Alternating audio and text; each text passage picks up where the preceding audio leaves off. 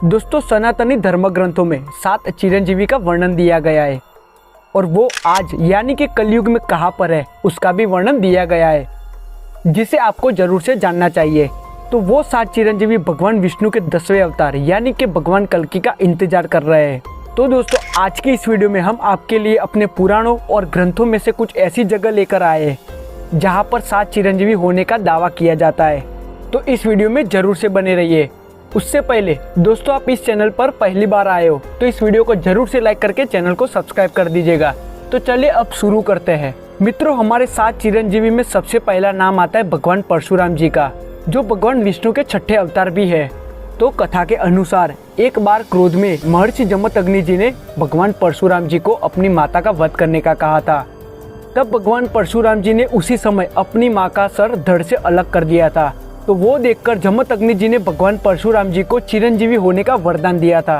तो चिरंजीवी होने के कारण उनके प्रमाण महाभारत काल में भी मिलते हैं। उसके अलावा महाभारत काल में उनका निवास स्थान महेंद्रगिरी पर्वत था और आज कलयुग में भी वो इसी पर्वत पर अपनी तपस्या में लीन होकर कल्कि अवतार की प्रतीक्षा कर रहे हैं। उसी के साथ इन दिव्य पुरुष में दूसरा नाम महापुरुष राम भक्त हनुमान जी का आता है। कथा के अनुसार हनुमान जी को माता सीता ने चिरंजीवी होने का वरदान दिया था और भगवान श्री राम ने बजरंगबली को कलयुग के अंत तक धर्म और राम कथा का प्रचार करने की आज्ञा दी थी। तो आज भी हनुमान जी जीवित होने के प्रमाण कई जगह पर मिलते हैं। परंतु महाभारत के वन पर्व के अध्याय के अनुसार एक बार जब भीम द्रौपदी के लिए पुष्प लेने के लिए गंधमादन पर्वत की ओर जा रहे थे, तो तब भीम की मुलाकात रास्ते में हनुमान जी से हुई थी। तो आज भी कहा जाता है कि भगवान हनुमान जी आज भी गंधमादन पर्वत पर ही रहते हैं। उसके अलावा हर 41 साल के बाद हनुमान जी श्रीलंका के मातंग कबीले को ब्रह्म ज्ञान देने के लिए आते हैं तथा जब पाप की सीमा बढ़ जाएगी तब भगवान कल्कि इस पृथ्वी पर अवतरित होंगे। तब हनुमान जी एक बार फिर भगवान श्री कल्कि के अवतार में प्रभु श्री राम जी के दर्शन करेंगे और भगवान कल्कि के साथ मिलकर धरती पर से अधर्म और पाप का नाश करेंगे। तो अब बढ़ते आगे और जानते हैं कि कौन है हमारे तीसरे चिरंजीवी। तो वो है राजा बलि। तो राजा बलि श्री हरि भक्त प्रहलाद के वंशज से आते हैं। पौराणिक कथा के अनुसार राजा बलि को अपने पर बहुत घमंड हो गया था। तब भगवान विष्णु ने राजा बलि का घमंड तोड़ने के लिए वामन अवतार लिया था। तो एक बार वामन देवता राजा बलि के यज्ञ में शामिल हो गए थे और उसी दौरान राजा बलि ने सभी ब्राह्मण को कुछ न कुछ दान दे रहे थे। जब वामन देवता की बारी आई तो वामन देवता ने 3 पग भूमि मांग ली राजा बलि से।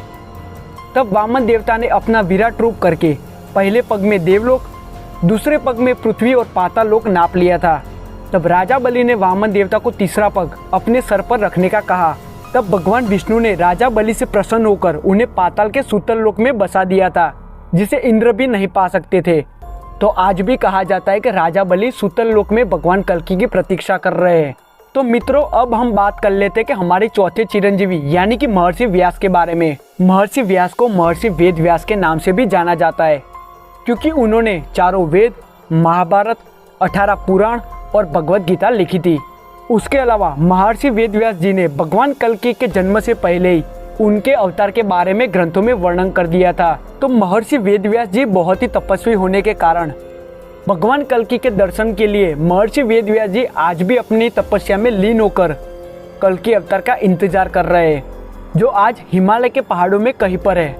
तो अब महर्षि वेद व्यास जी के बाद हमारे 5वें चिरंजीवी महापुरुष है विभीषण जी। मित्रों, हम सभी को पता होगा कि विभीषण जी हनुमान जी की तरह ही प्रभु श्री राम जी के अनन्य भक्त थे, क्योंकि जब लंकापति रावण ने माता सीता का हरण कर दिया था तब विभीषण जी ने रावण को काफ़ी समझाने का प्रयास किया था, फिर भी रावण नहीं माना था। तो जिसके बाद विभीषण जी ने लंका को छोड़कर भगवान श्री राम जी की सेवा में चले गए थे और धर्म का साथ दिया था। तो यही कारण से भगवान श्री राम जी ने विभीषण जी को चिरंजीवी होने का वरदान दिया था।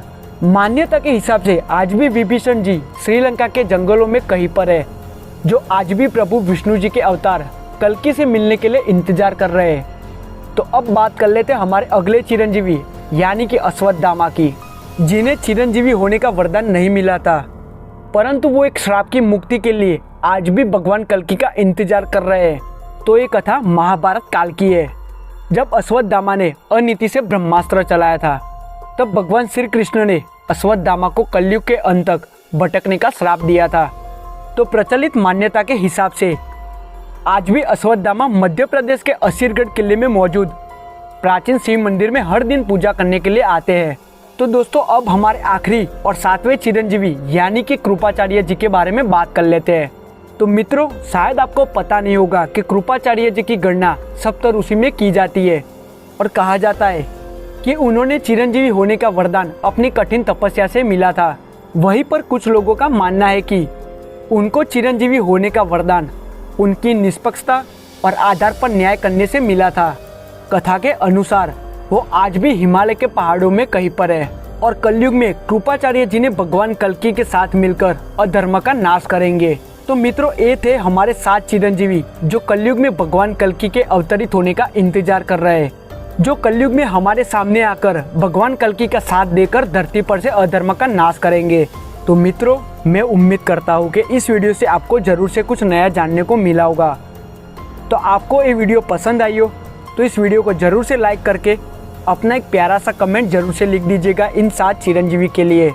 उसी के साथ अब तक आपने इस चैनल को सब्सक्राइब नहीं किया है तो जरूर से कर दीजिएगा, क्योंकि हम ऐसी वीडियो लेकर आते रहते हैं।